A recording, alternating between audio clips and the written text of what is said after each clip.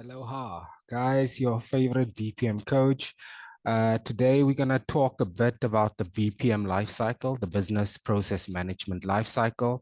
We're going to keep this video really short, really simple. We've spent quite a bit of time on modeling. We've talked about the APQC. We've talked about BPMN 2.0 as a notation. We've also talked about the events-driven process chain.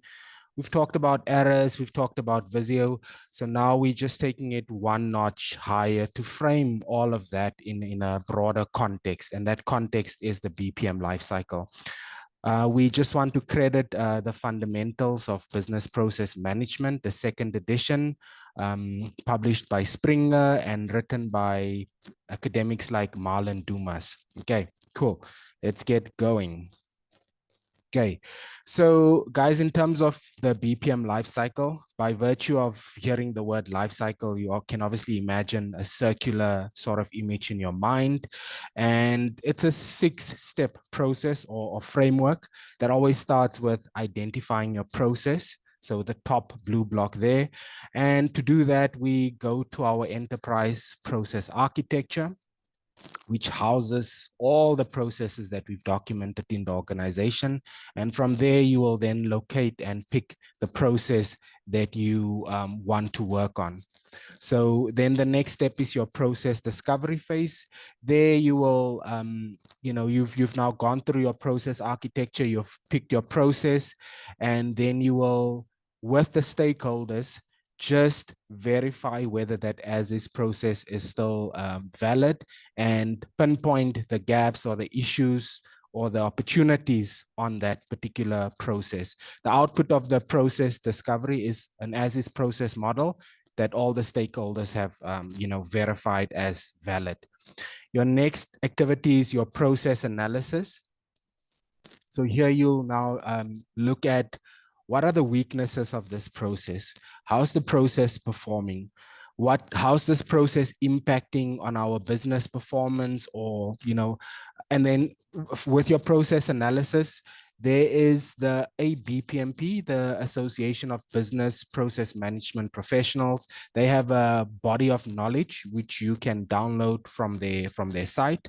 And there they will give you a couple of tools that you can use to analyze your business process, just so that there's more rigor in what you do. Once you've analyzed your process, you can then embark on redesigning that process. Again, using your standards and just making sure that you are all aligned as this design team, that you get input from the relevant stakeholders, that you engage people. And this isn't the redesign process isn't just something that lives in your head, but you've consulted other people, you've consulted users who actually will be impacted by this process. So it's not a silo attempt by you, it's a collaborative attempt. But the output nonetheless would be your to-be process model, your future state process model. Then we move to the process implementation.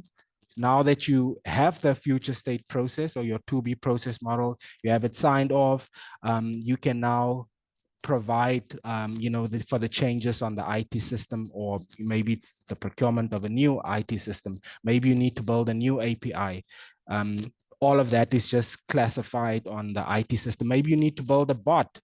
Who knows, Then the other output is the user training, because users will be performing this process, so they need to be trained. We need to communicate in the organization to the impacted stakeholders. And then also a bit of change management, depending on how big or small your process improvement exercise is. Then the next step is the process monitoring. You've now implemented the process, right? You've implemented the process. Now here you need to ask yourself, is it conforming to your design specifications? What are the insights that you're getting in terms of the performance? And I think here a lot of companies are now using process mining as a concept. They're using process mining to get to these sort of insights. Then at this stage is where you'll make a decision. Do we need to tweak this process further?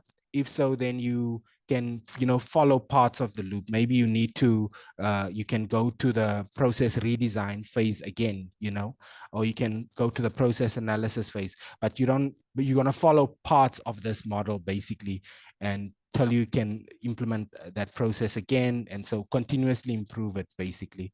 And generally, this is the cycle that we then follow for business process management as a management philosophy in organizations. Guys, I hope this makes sense to you. If you want to comment, share, reach out to us, please do so. But otherwise, have a good day, and yeah, hope to speak to you soon. Thank you. Bye-bye.